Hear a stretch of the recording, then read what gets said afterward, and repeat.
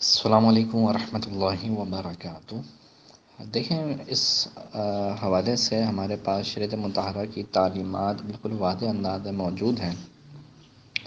کہ ایک طرف نبی کریم صلی اللہ تعالیٰ علیہ وسلم کا وہ عمل مبارک بھی ہے کہ جب ایک قبیلے کے بعد لوگ آپ سے بیعت کرنے کے لیے آئے اور آقا کریم صلی اللہ علیہ وسلم کو یہ بات معلوم ہوئی کہ اس میں فلاں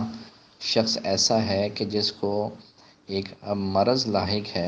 تو نبی کریم صلی اللہ تعالیٰ علیہ وسلم نے اس کو کہنا بھیجا کہ ہم نے تمہاری جو ہے وہ بیعت کر لی ہے اور تم جس مقام پر ہو وہاں سے لوٹ جاؤ۔ اسی طرح ایک اور حدیث مبارکہ بھی ہے جس میں نبی کریم صلی اللہ علیہ وسلم نے ایک مرض میں مبتلا شخص جو وبائی مرض تھا اس کے اندر مبتلا شخص کے ساتھ آپ نے باقاعدہ طور پہ ساتھ کھانا تناول فرمایا۔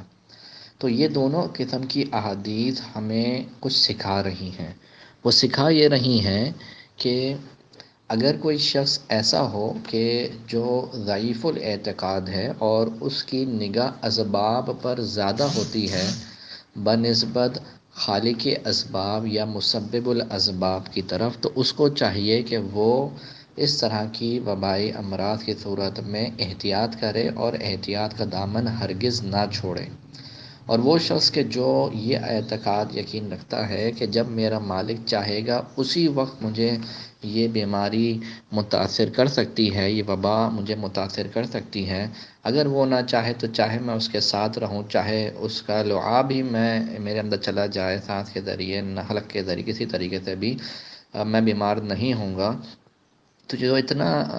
قوی الاعتقاد ہوگا تو وہ اگر اس طرح کھائے اس کے ساتھ تو کوئی حرج نہیں ہے۔ تو یہی تعلیمات نبوی سے ہمیں بات واضح طور پر مل جاتی ہے کہ جو لوگ ایسے ہیں جو احتیاط کر رہے ہیں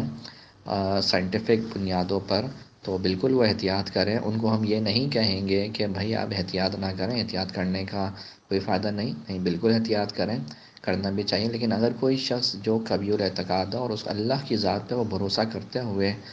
جو ہے وہ جو ہے ساتھ رہ لیتا ہے ایسے افراد کے کہ جو بیمار ہیں، یہ بیماری میں کسی مبتلا ہے، تو یہ بھی جائز ہے، اس میں حرج نہیں ہے۔ لیکن یہ بات ذہن میں رہے کہ اگر بالفرض حکومتی سطح سے کوئی ایسا اعلان ہو جاتا ہے جس میں یہ بات واضح ہوتی ہے کہ بھائی آپ جو ہے وہ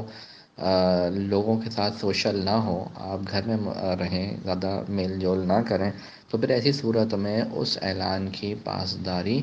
ضروری ہوگی۔